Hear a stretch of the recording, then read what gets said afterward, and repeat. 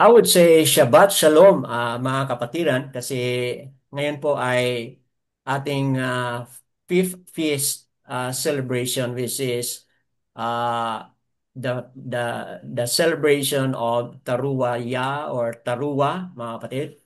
Ito po yung panglimang panglimang feast natin. So kanina na na natin yung pagbasa ng Taaliam 150 verses 1 to 6 at we have also blown the shofar. We're done with the opening prayer, mga kapatid. So ngayon proceed po tayo sa ating awit. We are going to sing a song, mga kapatid. So let me click this song, uh, composed by Ron Kinoli, mga kapatid. So awitin po natin ito bilang bahagi ng ating celebration, mga kapatid. So, ah, sa araw ngayon na ating naggunita tayo, mga kapatid, we are declaring Yahuwah, who is the everlasting Yahuwah. Magkaiba lang tayo dito sa spelling, but yun po ang nakaraang spelling ni Ron Kinoli, but later on, binago din niya po yan, mga kapatid. So, awitin natin ito, mga kapatid, bilang pagkilala sa pangalan ni Aba Yahuwah.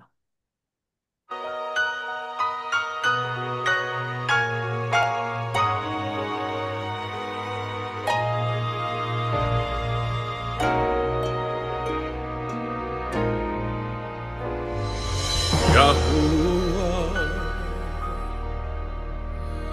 Elohim Most High, in the name of Yahushua Mashiach, the one who was and is to come. I've come to worship and magnify your name. I've come to worship and magnify your name.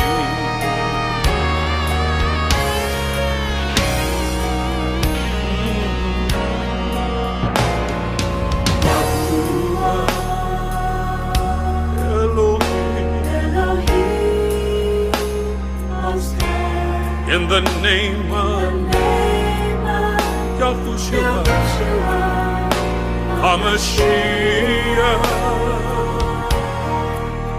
the one who lived and died and rose to live again. I've come to worship and magnify. I've come to magnify your name. I've come to worship and magnify your name. Here I am, drawn by your goodness.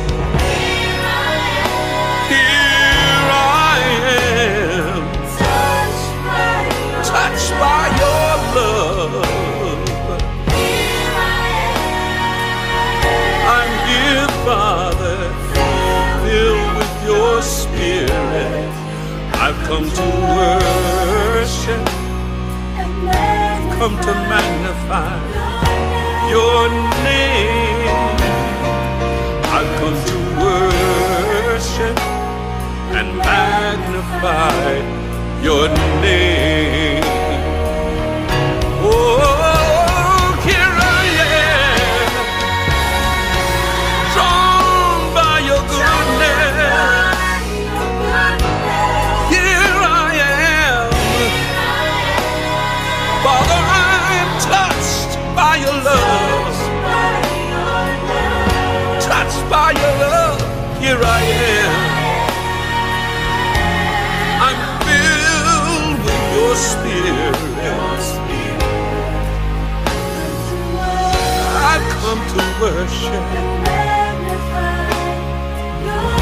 come to magnify your name. I've come to worship you. Oh, I bow before you, I worship you.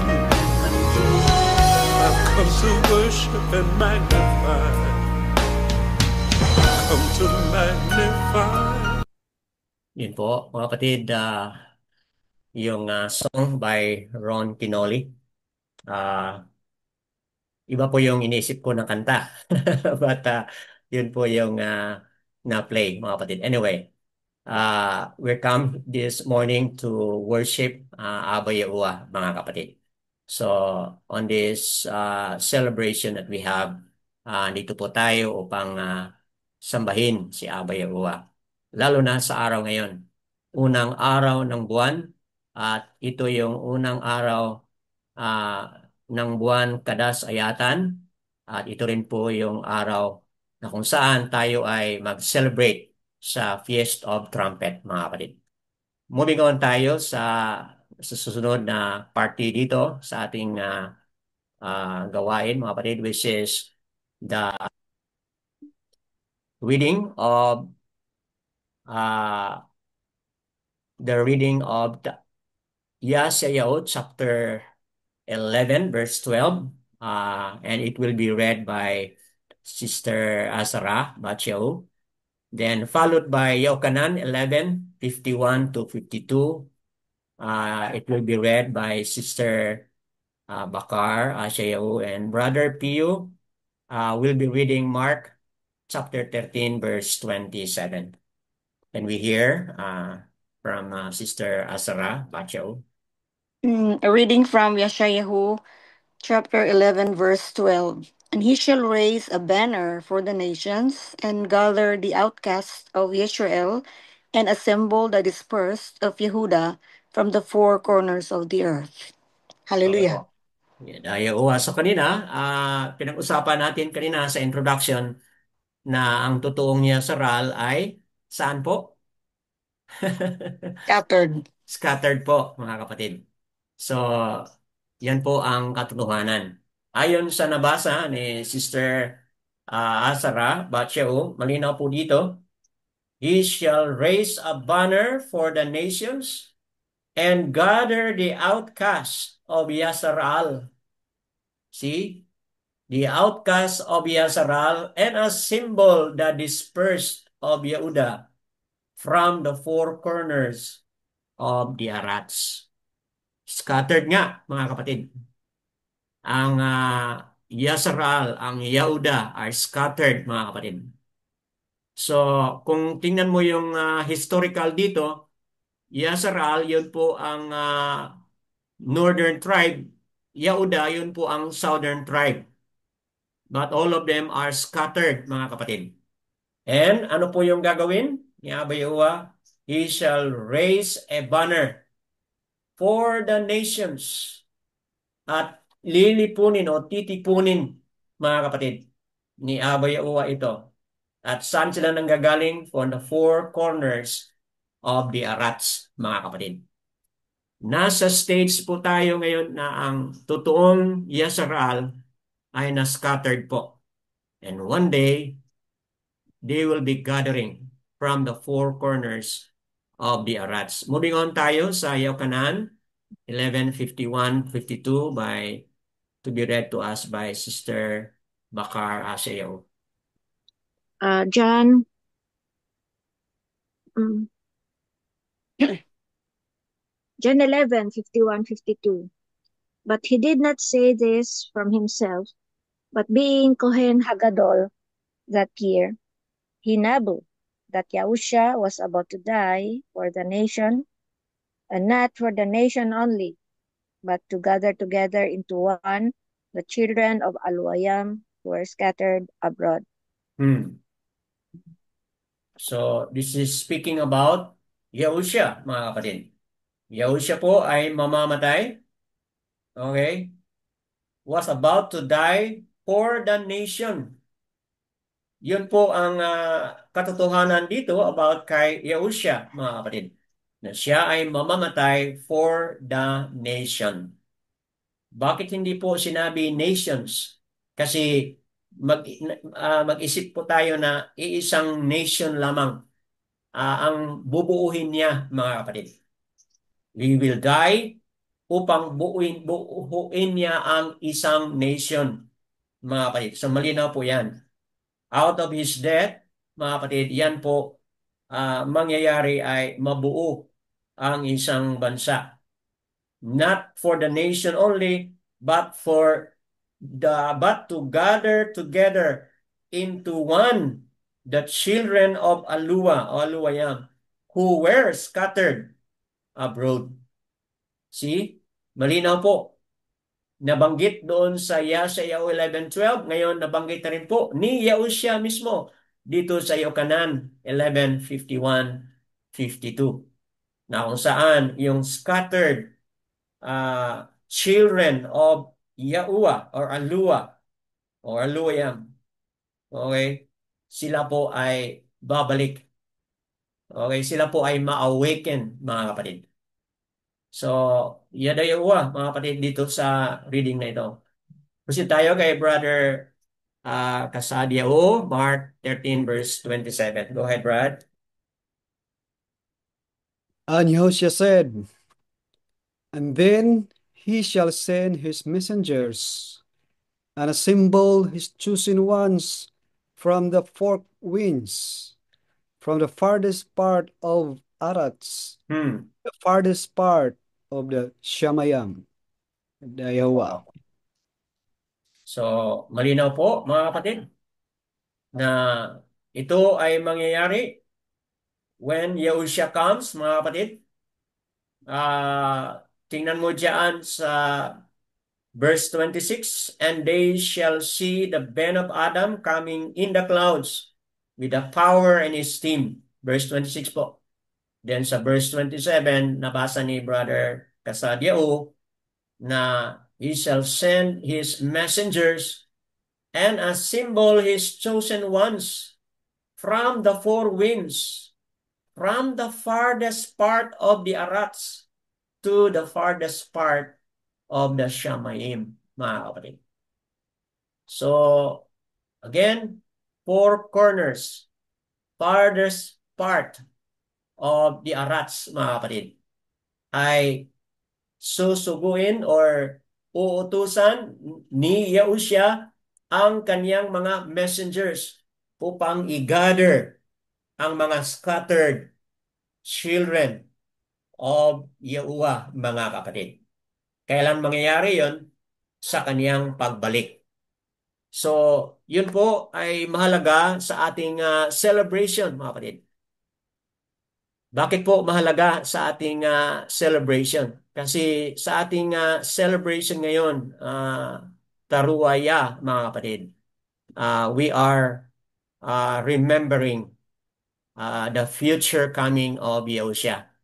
As we celebrate this Feast of Trumpet, we are also remembering and celebrating, mga kapatid, ang pagdating ni Yahushua, mga kapatid. So, yan po. Nais nating i-highlight yan. Taruaya, mga kapatid. Feast of Trumpets, the 5th celebration, 2025. And Ras Kadas, mga kapatid. Yun po ang ating tatalakayin as we proceed. The origin of the blowing of the trumpet, mga kapatid. Let me fix my PowerPoint here.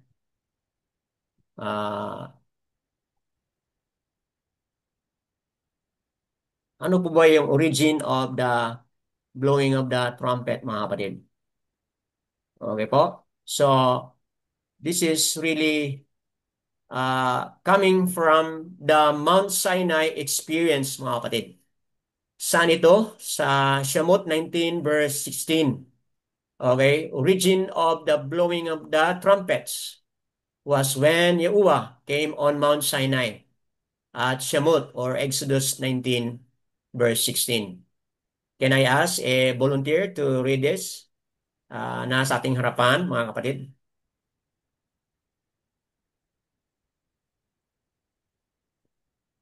Ako, Brother Dan, Salamat, Sister Asara. Go ahead po. Exodus 19:16. Sa umaga ng ikatlong araw, kumulog at kumidlat at maisang makapal na ulap sa ibabaw ng bundok. At ang tunog ng trumpeta ay napakalakas at ang buong bayan na nasa kampo ay nanginig. Okay po. So imagine po sa panahon na ito, they were on travel na po mula sa Sea of Reeds. On travel na sila for how many months? At pagdating nila dito sa Mount Sinai, ito po yung encounter nila, mga kapatid. And ito po yung first blowing or origin of the blowing of the trumpets. Okay? Come to think about it, sa bundok po ito nangyari mga kapatid ng Mount Sinai. Okay? Kumulog at kumidlap, may isang makapal na ulap sa ibabaw ng bundok at ang tunog ng trompeta ay napakalakas. So, sino po ang nagpatunog ng trompeta doon sa bundok? Hindi po yung tao, mga kapatid. Okay? Kasi walang taong makaakyat doon. Kasi yung location nila ay nasa ano lang sila, nasa baba lang sila ng Mount Sinai. Kasi merong demarcation doon na sabi ni Aba hanggang dito lang ang tao hindi na pwede makapasok. Okay? Dahil bababa si Aba Yahuwah. But bago siya bumaba, sa umaga na yon, tatlong araw, yun ang nangyari. Kumulog, kumidlat, okay, may ulap, at yun, tunog ng trumpeta. Napakalakas. At ang buong bayan nasa kampo ay nanginig. See how strong that blast of the trumpet, mga kapatid. So yan po ang kwento diyan. Moving on. Sister Asara, can you please continue reading this? Verse 18. Sige po, 1918. Ang buong mundok ng Sinai ay nabalot sa usok sapagkat si Yahuwah ay bumaba sa babaw niyon na nasa apoy at ang usok niyon ay puma pumailang lang na parang usok ng isang hurno at nayanig ng malakas ang buong bundok. See? Dahil sa lakas ng trompeta, mga kapatid, nayanig. Okay? Hindi lang lakas ng trompeta, meron pang apoy, usok, mga kapatid, na nakita ng lahat na parang hurno. Okay? At yung lakas ay talagang makes the mountain shake, mga kapatid, or shook. Sister, please patuloy mo pa hanggang verse 20. Si Yahuwah ay Sorry, sa verse 19 po. 19 po, nang ng papalakas ang tunog ng trumpeta ay nagsalita si Moises at sinagot siya ng alwa sa pamamagitan ng kulog. Si Yahuwah ay bumaba sa ibabaw ng bundok ng Sinai sa tuluktok ng bundok at tinawag ni Yahuwah si Moises sa tuluktok ng bundok at si Moises ay umakyat. So, yun po, mga kapatid, narinig ito ng buong bayan kasi napakalakas ng tunog ng trumpeta na yan. At yun, Masya Moses, narinig niya ang tinig ni Abba Yahuwah.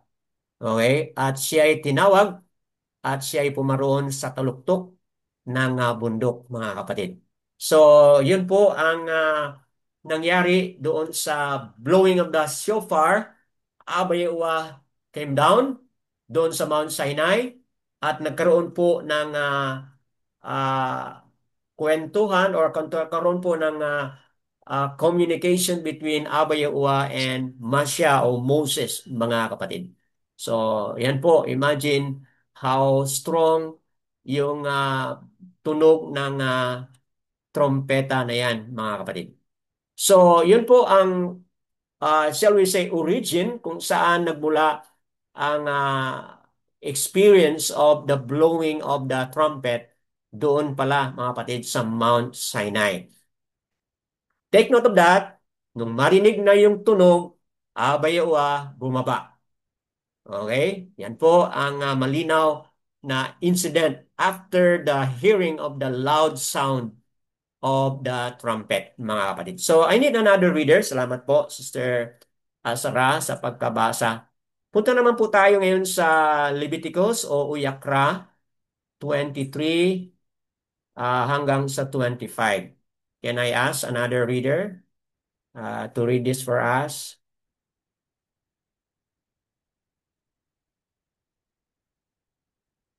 Ako, Brother Dan.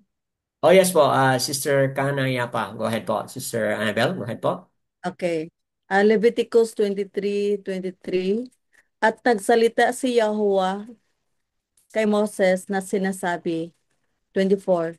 Magsalita ka sa mga anak ni Israel sa unang araw ng ikapitong buwan ay magkaroon kayo ng unang araw ng ganap na kapahingahan. Isang banal na pagpupulong na ipinagdiriwang sa pamamagitan ng tunog ng mga trumpeta. Okay, verse 25. Kayo'y huwag gagawa ng anumang mabigat na gawain at kayo'y mag-aalay ng handog kay Yahuwah na pinaraan sa apoy. Opo. So, ito na nga po yung panglimang feast, mga kapatid. So, mula doon sa Mount Sinai, the first blowing of the shofar, kung saan bumaba si Abba Yahuwah, mga kapatid, at nakipag-usap kang Masya. Okay?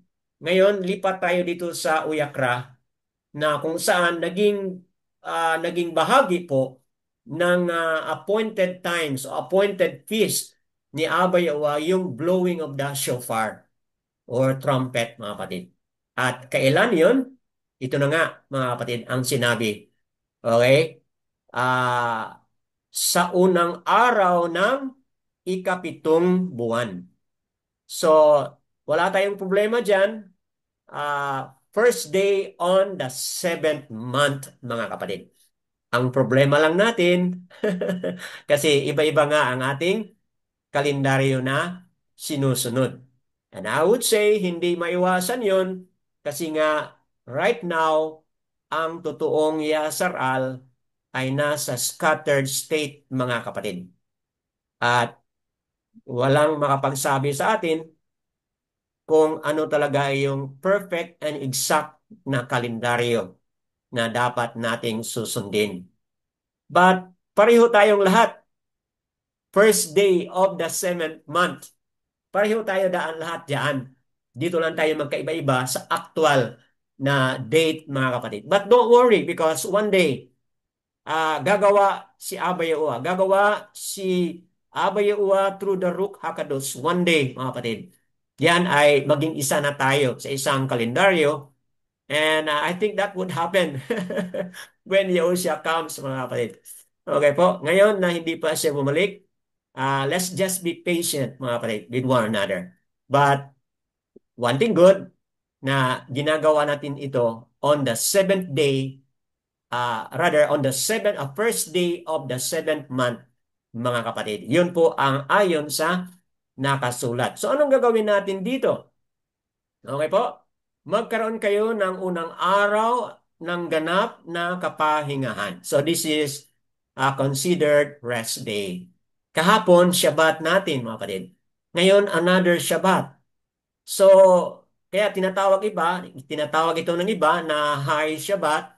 So, kagabi tinanong ako ng ating kapatid, bakit ba, Brother Dan, ito ay tinatawag na High Shabbat? Kasi ang nalaman ko lang, mari akong nagkamali, ay dahil ito ay gagawin isang beses lang sa isang taon. Yung kahapon na ating Shabbat, regular weekly Shabbat po yon. Okay? But ito, pangpitong buwan, first day, mga kapatid, ito po yung panglimang feast natin na tinatawag the Feast of Trumpet, mga kapatid. Kaya, others would say this as High Shabbat kasi nag-Shabbat na tayo kahapon on a weekly basis. Ngayon, another Shabbat.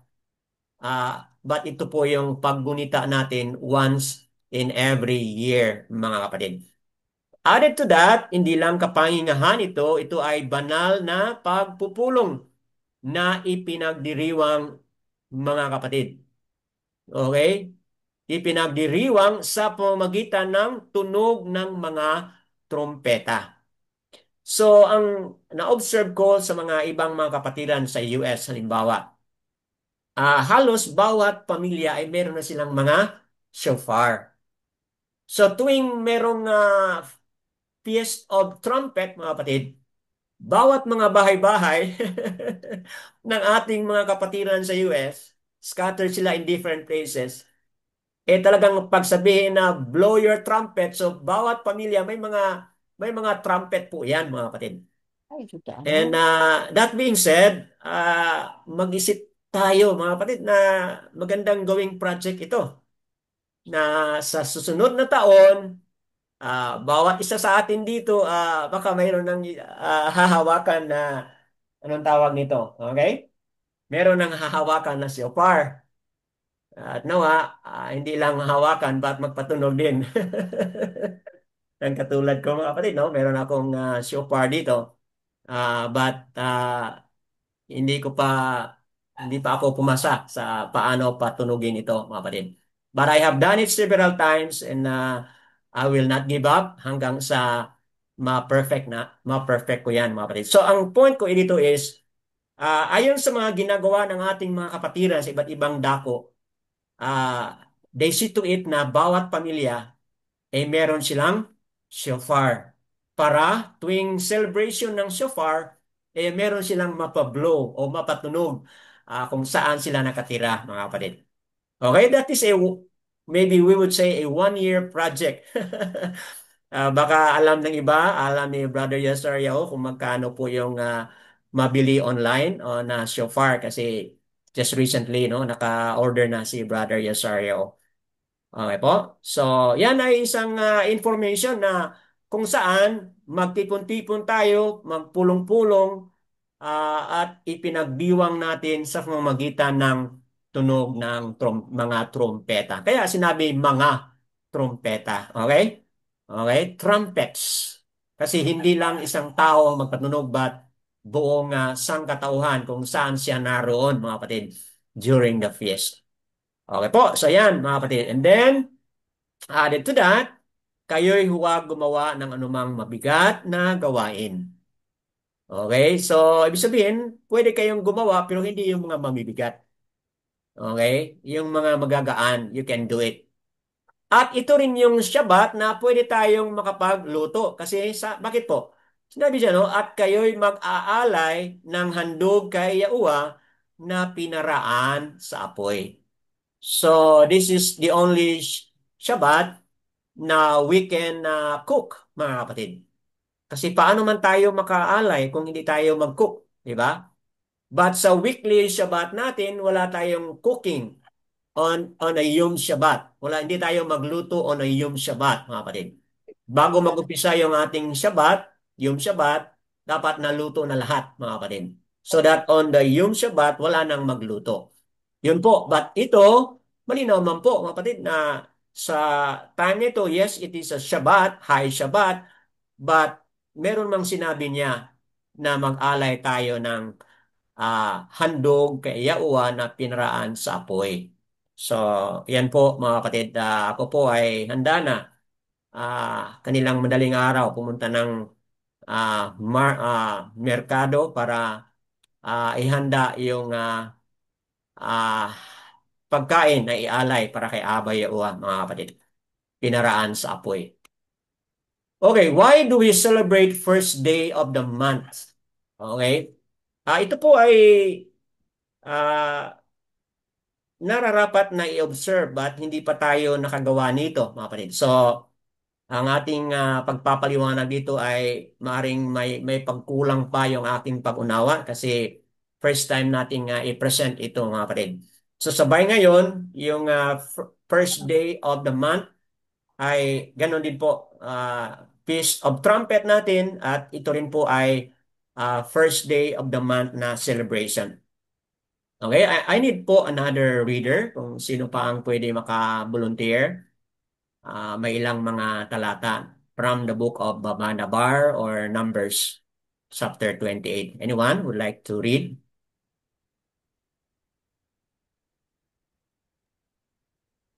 Ako, Brother Dan. Oh, Brother Junicio, salamat po. Numbers 28:11. Go ahead po. So, Numbers 28:11. Sa simula ng inyong mga buwan ay maghahandog kayo ng handog na sinunog ni Yahweh. Dalawang batang toro at isang lalaking tupa. At 7 kordirong lalaki na isang taong gulang at walang kapintasan. Verse 12. Numeros 28:12.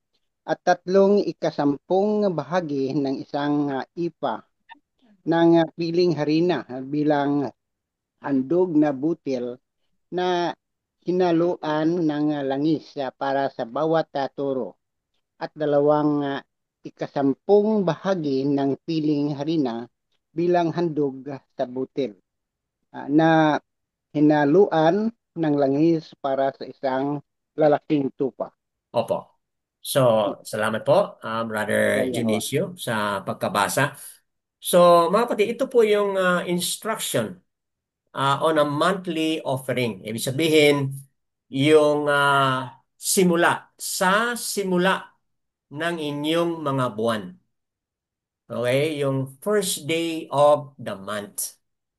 But take note, sa ibang mga translation, nakasabi po doon on the new moon.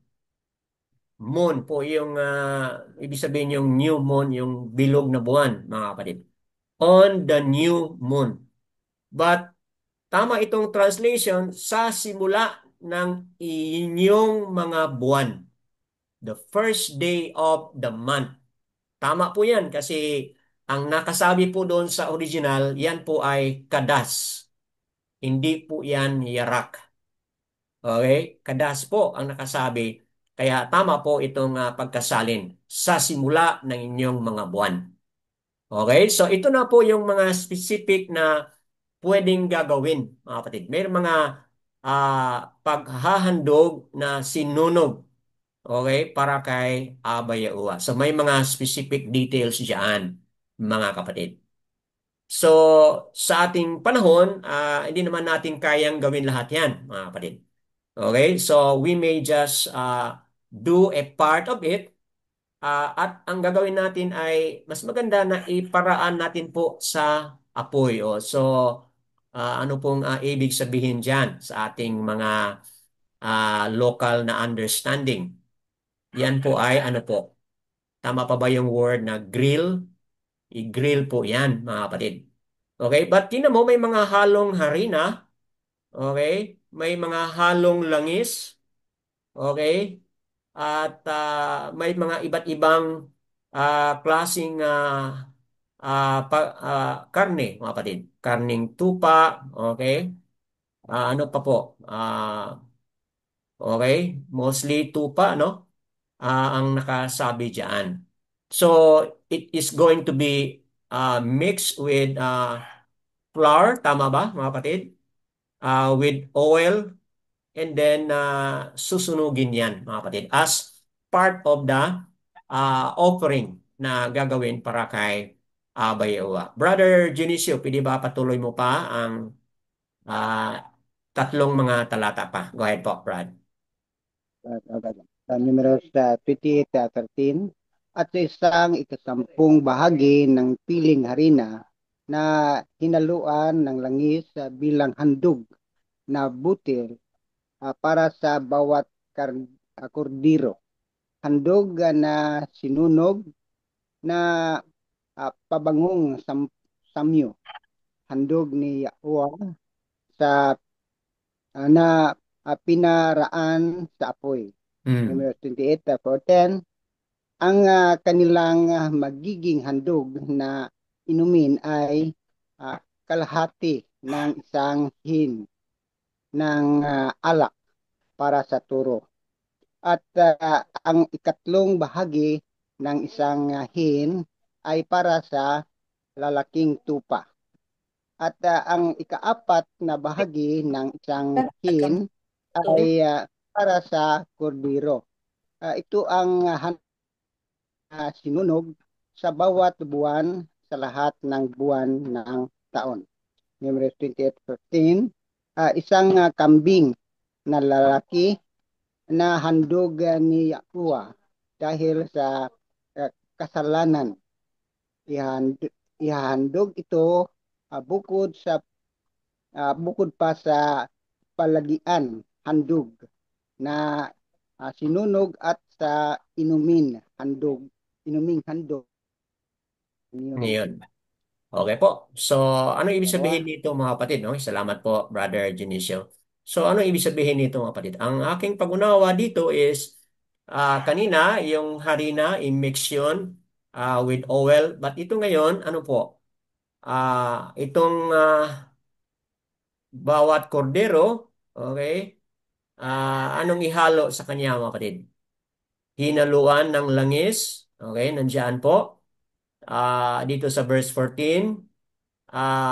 Merong halo din na, tama ba? Alak. Para sa turo at ikatlong hin para sa lalaking tupa. Okay, so may bahagi yung alak dito mga kapatid. Yan po ay susunugin at sinasabi diyan na sinusunog na mabangong samyo.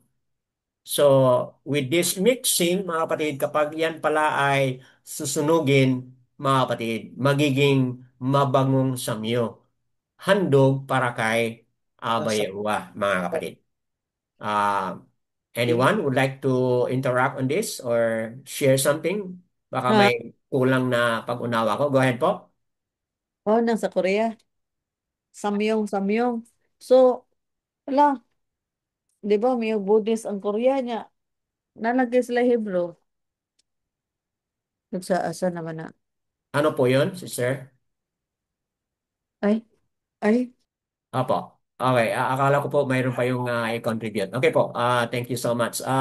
Mga kapatid, moving on. Arito tayo sa next na talata. I will read it for you, mga kapatid. Numbers 29 verse 6. Bukod pa sa handog na sinunog na bagong buwan, sa bagong buwan, at sa handog sa butil na iyon, at sa palagiang handog na sinunog at sa handog na butil niyon, at sa mga inuming handog niyon, ayon sa kanilang tuntunin na mabangong samyo na handog ni Yahuwah na pinaraan sa apoy. So it is a sweet smelling aroma, kumbaga sa English mga kapatid. Bakit susunugin yan with all of those mixing mga kapatid? Because once it is burned, it is a sweet smelling aroma para kay Abayawa mga kapatid. So yan po ang aking mga kunting pagpapaliwanag kung bakit meron tayong celebration na ito. Okay, bilang reflection o what is the significance why we celebrate this. Una ay Matatyao 24 verse 29. At pagkatapos ng paghihirap sa mga panahong iyon, ay magdidilim ang araw at ang buwan at hindi magbibigay ng kaniyang liwanag at mahuhulog ang mga bituin mula sa langit at yayanigin ang mga kapangyarihan sa langit. Ito na nga po yung mangyari bago pa bababa si Yahusha.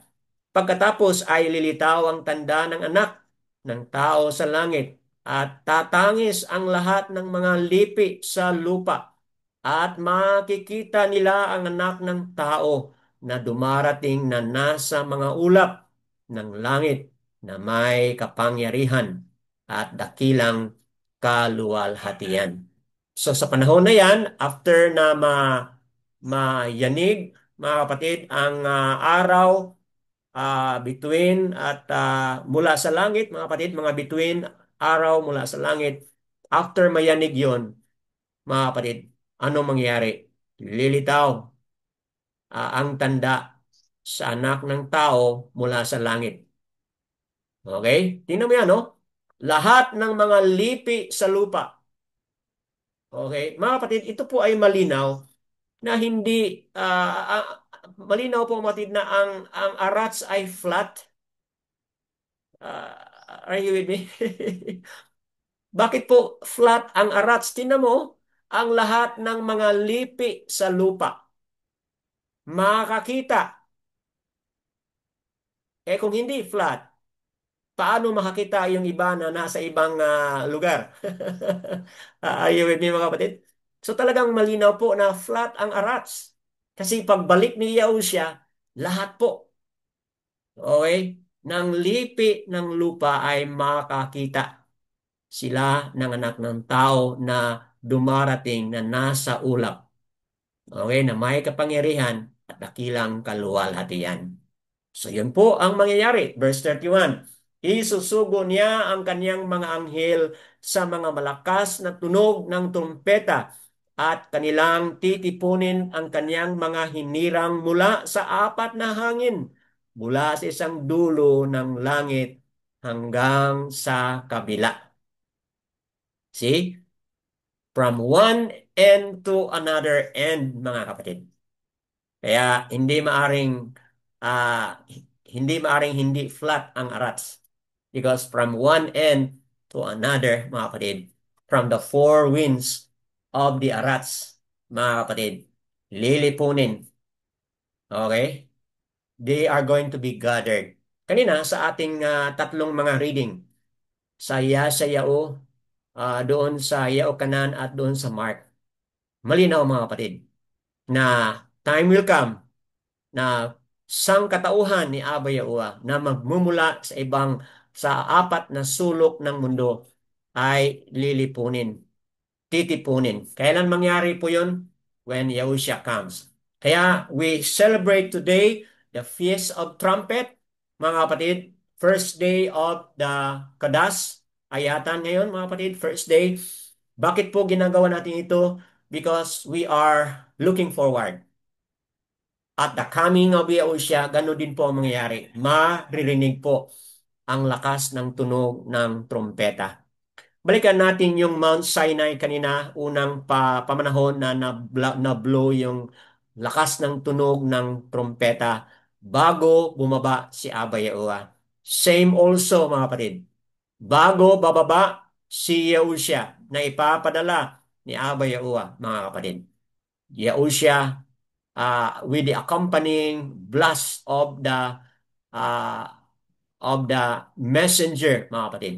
Kanyang mga anghel. So, hindi lang isa, but mga anghel. Kaya ang buong lipi ng buong arats, mga kapatid, ay makakarinig dahil po sa lakas na yan. Kung malakas man doon sa Mount Sinai, kasi very limited lang yung lugar na yon, how much more ganun pa kalakas ito when the messengers, yung mga anghel na kasama ni Yahushua ay darating, i-blow ang lakas ng trumpeta na yan, mga kapatid. So, that being said, ito na nga yung ating mga reflection. Itong taruaya na meron tayo ngayon, mga kapatid, this is a memorial and a reminder of Abba Yahuwah going down on Mount Sinai. So, kanina pinatunog na natin yung shofar. Bago magtapos ngayon, ganun pa rin ang ating gagawin. Magpatunog pa tayo muli as a recollection, mga kapatid, sa kaniyang pagbaba doon sa Mount Sinai. Number two, it is also about the message of the second coming of Yahushua.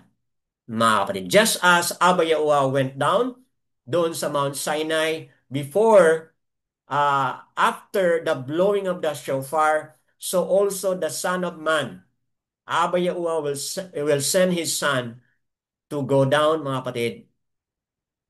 Together with that, the blast of a strong trumpet with His angels, mga kapatid. Yahushua will come. Ito po ay message of awe and mourn. For 10 days after is the sixth feast, mga kapatid.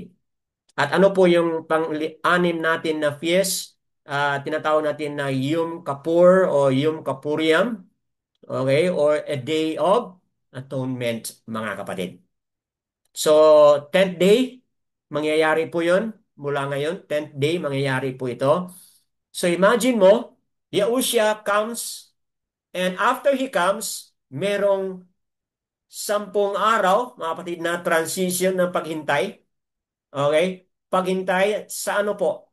Paghintay doon sa Day of Atonement. At ano po yung mangyayari sa Day of Atonement? Mga kapatid, yan po ay final verdict. Final verdict. Sino po ang lilipunin at maisalin po o maisama po doon sa mga kambing? At sino po yung lilipunin na maisama papunta po sa mga tupa, mga kapatid? There's a separation of people who goes to the side of the goat and people who goes to the side of the sheep, mga kapatid. Okay? At yan, abangan po natin ang mensahe niyan 10 days after mula ngayon, mga kapatid. Yun po ang ating celebration on the Yom Kippuriam o Yom Kippur o Kippur, however you wanna say it, mga kapatid. So as a way to remind ourselves, remind that should be ready and live according to Yahuwah's essence and character. Saan po natin ito makikita, mga kapatid? Listen to the story of the 10 virgins.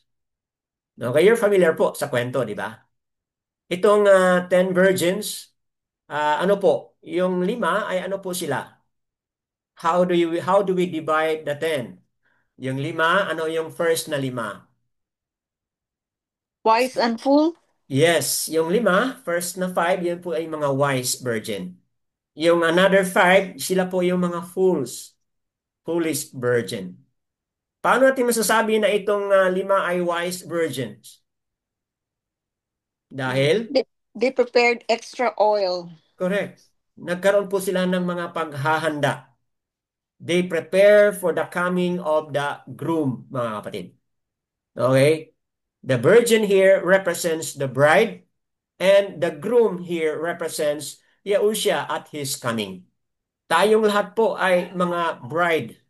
We are all the bride of the groom, and the groom is Yahushua, mga kapatid. Okay? So, itong 5 wise virgins, this represents kung sino po yung sangkatauhan ni Abba Yahuwah and Yahushua ngayon na laging nakatutok, laging naghahanda, laging nag-iisip anytime Yahushua may come. Di ba, mga kapatid? Nagtanong yung kanyang mga alagad, pwede ba namin malaman kailan ka babalik? Meron bang sinagot si Yahushua na oo, itong taon na ito okay babalik? Wala, mga kapatid. Bakit? Kasi sabi ni Yahushua, hindi ko alam. Hindi din alam ng mga messenger doon sa Siamayam. Sabi niya, ang isa lang nakakaalam, ang aking ama. The Father only knows, not even the Son knows when He is going to come. So dahil hindi natin alam, mga kapatid, being representing the wise virgin, mga kapatid, kailangan dapat meron tayong ganun na mindset. Anytime Yahushua may come. Sa ginagawa ko ngayon, okay, ito ba ay kalugod-lugod sa harapan ni Abba Yahuwah? If I am doing something na hindi kalugod-lugod sa harapan ni Abba Yahuwah, dapat i-stop natin yan. Baka yan ay magiging hindrance na instead na tayo ay wise virgin, napunta tayo dito sa foolish virgin, na ano yung kanilang kaibahan, mga kapatid. Itong dito, kompleto sila sa oil. Okay, complete ang kanilang lamp with oil, mga kapatid. Okay, ready yung kanilang oil. At ano yung oil na yan, mga kapatid? It speaks of what? Yung pamumuhay ayon sa guidance and direction and anointing of the Ruach HaKadosh, mga kapatid. Punong-puno sila ng guidance and direction ng Ruach HaKadosh. So anytime the groom comes, ma-awaken sila at makasama sila because they are ready. But itong foolish virgin, meron na silang lamp, meron silang ilaw. Kaya lang, kukunti lang ang kanilang oil.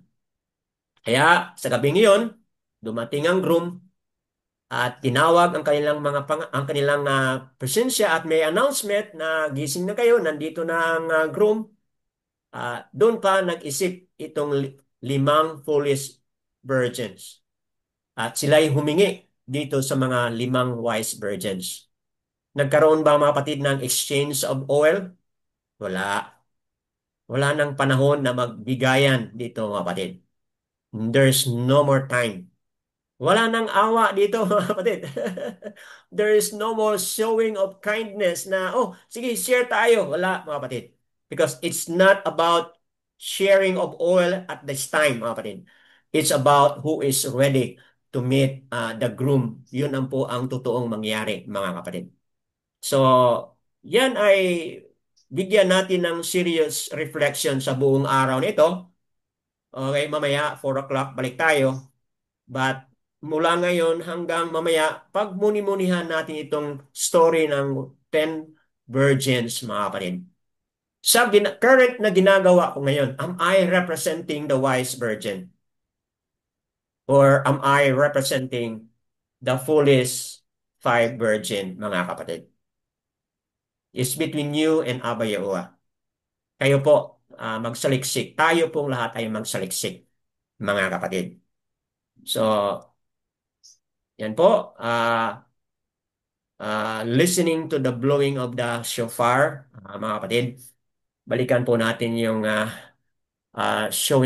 blowing of the shofar muli. But bago dyan, anything you would like to share, mga kapatid? Bago natin tapusin at makinig muli ng blowing of the shofar. Ano ba yung mga saloobin ninyo mga kapatid? Meron kayong idagdag dito sa apat na mga reflections? What have you realized mga kapatid? Para sa iba ito ay pangalawang taon, para sa iba ito ay pangatlong taon, or siguro may pang-apat na taon ba? Hindi ko alam, iba-ibang mga taon tayo rito. But what is it to you? Itong Taruaya or Taruwa mga kapatid. Feast of Trumpet. What is this to you mga kapatid? Ano mga saloobin po natin? With what you're going through right now, meron ba kayong mga reflection, mga kapatid?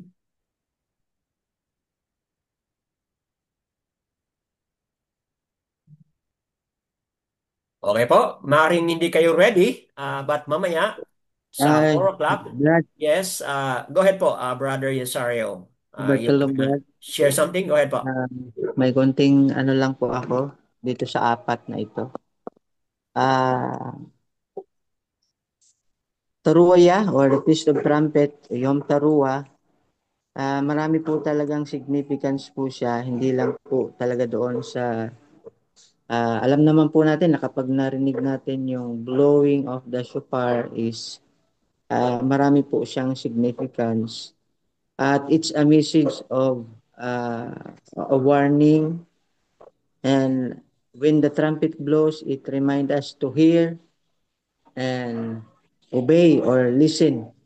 Sapagkat ang ating Ama o si Abba Yahuwah ay magsasalita sa kanyang sangkatauhan. Kung kaya't ang reflection ko lang po dito, dito sa number 4 po, a reminders that we should be ready and live according to Yahuwah's essence and character. As we all know na day by day, it's a process for us. Wala pa naman talagang perpekto sapagkat nasa pamumuhay pa po tayo ng laman. Bagamat ang napakagandang pagnilay-nilayan o bulay-bulayan po natin is yun talagang sinasabi niyo, Brad, o dito sa parable of 10 virgins na nawa. Kasi on my own siguro sa nakikita at na-observe ko din, baka lang, baka maraming nag-aakala din sa atin na kahit alam na po natin yung truth, okay na tayo. Kumbaga, pasok na tayo. No? Marami pa din na mga believers din na talagang kumbaga, not fully surrendered, become Opo. selfless, or ninatawag nating denying themselves or taking of the stake daily, kasi yun po yung sabi ng ating Adon Mashiach na si Yahushua, na kailangan talagang itanggi natin yung sarili natin kahit na alam nating mahirap sapagkat marami talaga mawawala sa atin kasi we're out of the ano na, system, magiging loner ka sa Mm. journey natin ito. Tama. Ah, kasi ang dating sa atin, tingin sa atin talagang OA na kay SP, Killjoy, lahat na po. Kasi ayaw na natin, no, hindi na tayo makakapagsabay sa sistema ng ginagawa ng mundo. Mm. Kung kaya marami pa din na kung nakikita na may mga kapatiran din nga tayo na brotherly love, we show them na tawag nito yung sa Bisaya pa Brad, badlungon or Mm. saway, sawatain doon sa nakikita nating alam nating mali at hindi kalooban ni Aba pero nagpapatuloy pa rin. At yung defense mechanism niya is wag niyo akong husgahan. Si Aba lang ang may karapatan. But meron ding reminder doon sa scripture na there is a righteous judgment. Mm. Hindi natin imamaritis. Yun yung mali din sa ibang believer eh. Ginagawang sausawan tayo doon sa isang grupo na yon kahit na wala na yung tao. Which is ang right way po talaga sa tinatawag nating right. Kung may pakialam ka at pag-ibig doon sa kapatiran, direktamente sabihin mo sa kanya na ikaw yung Correct. nakakita na hindi tama yon, mali yon. Hindi yung ipagkalat mo kasi nagiging instrument ka tuloy na maaaring mawala, matisod o mawala yung kapatid mo na yun. Mm. So, ang magandang gagawin, kagaya ng Tama po. proseso na alam po natin, sawayin mo siya personally, direktamente, kung mahal mo talaga yung tao. Pag hindi nakinig, dalhin mo sa isa o dalawa o tatlong witness. Pag hindi pa rin, dalhin mo na sa congregation o sa ayakal. At doon na talaga ang final judgment kung talagang ititiwalag siya at hindi na isasama sapagkat meron din sinasabi si Aba na yung hindi nagbubunga ay puputulin at itatapon. Mm. Pangalawa, meron din tinatawag tayo na ah, yung tawagin kung ano yung sabi ano po natin na kapag hindi talaga siya nakikinig, may warning kasi din si Aba Mm. na ika-cut off po siya. Hindi lang doon sa physical na congregation na mga kapatiran, kundi talaga si Aba mismo ang magka-cut off sa kanya.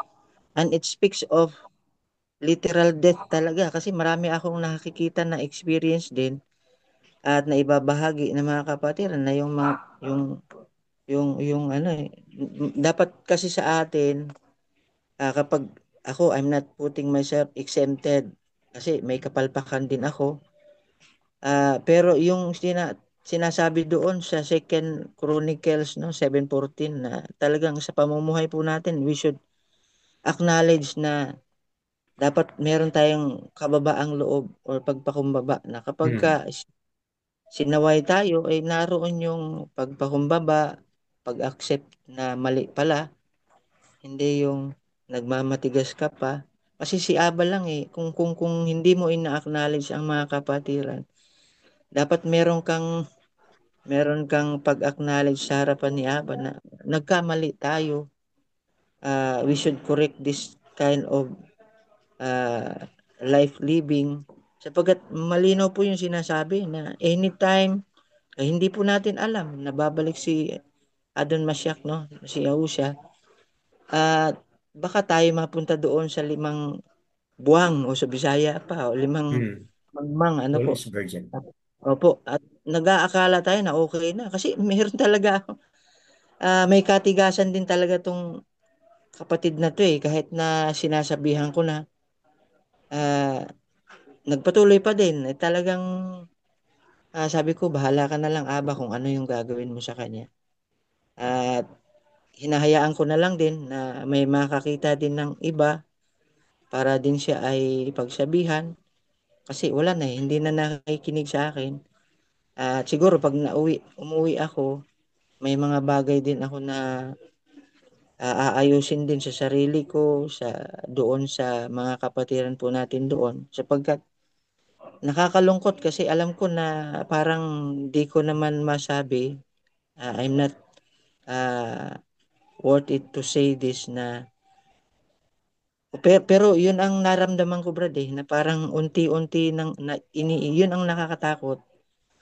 Pagka ikaw ay unti-unti nang iniiwan ng presensya ni Aba, ay yun ay nakakatakot na akala mo nasa tama ka pa rin, pero wala na. Kumbaga, ah, ah, hindi na nalulugod ang Ama sa atin pala.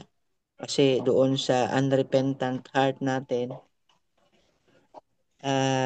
kaya po mahalaga po talaga yung pag-acknowledge natin na ang araw-araw nating pamumuhay ay kailangan po nakakonekta sa ruh ni Aba kung tayo po ba'y namumuhay sang-ayon doon sa kanyang kalooban, at wala ba tayong mga kung may pagkukulang man tayo ay naroon agad yung pagpapakumbaba, na magsisi at handang i-correct ni Aba yung ating mga karakter, ang ating buhay, para po sa ah, proseso ng buhay po natin na magiging karapat dapat tayo hanggang doon sa pagbabalik ng ating Adon Masya. Yun lang, Brad. Yada, yada yo. So, maraming salamat, Brother Yazario, sa inyong salubin, focusing on number 4. Meron pa ba na magdagdag? Yes. Is it Sister Asara? You would like to add something? Wala po, Brother Dan. Sorry Okay. po. Anyone else, mga kapatid, na merong idagdag na salubin?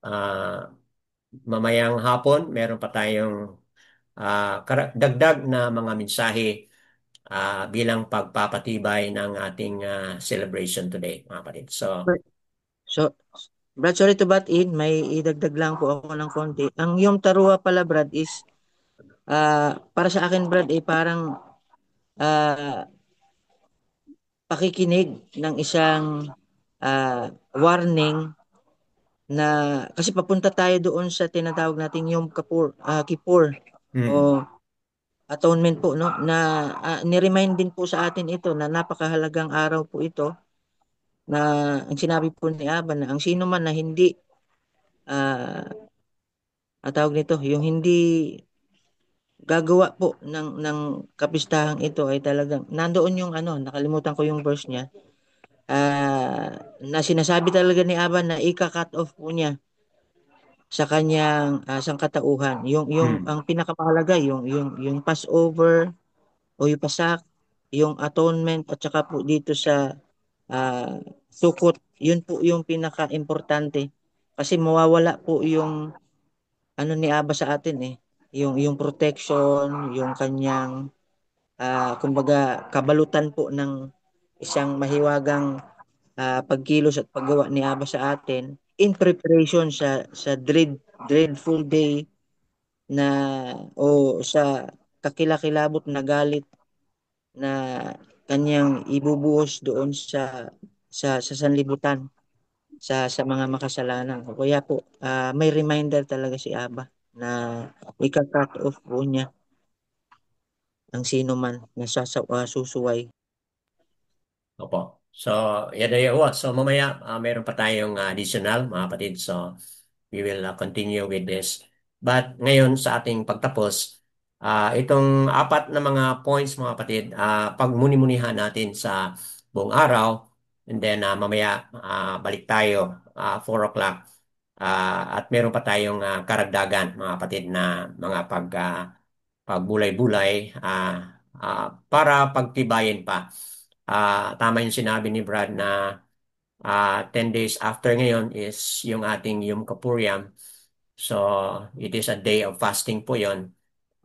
Yan, pag handaan na rin po natin, mga kapatid. So, kung wala na pong magdagdag, is there anyone else would like to add something, mga kapatid?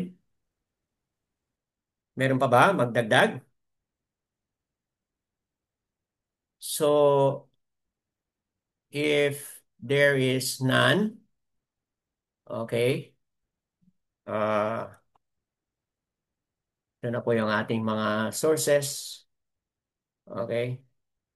So, kung wala na pong magdagdag, mga kapatid, then let's end it saying na mga kapatiran na manunood later sa Republish.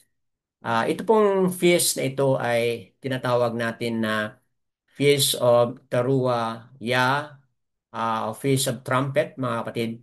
At dito napagbulay-bulayan, napagmuni-munihan natin kung anong dapat nating gagawin sa araw na ito bilang paghanda sa pagbalik ni Yahushua. At mamaya, balik po tayo mga kapatid with an open heart for sharing mga kapatid na kung ano po ang ating gagawin mamaya mga kapatid. So, yan po. Yadayawa po mga kapatid sa lahat na nakikinig at narito at makikinig sa Republish. All esteem to Abba Yahuwah, and if you hear him talking to you and knocking at the door of your heart, mga kapatid, regarding his feast, do not harden your heart, mga kapatid, but say yes to his dealing and his working in your life. Yada Yahuwah, Basyam, Yahusha.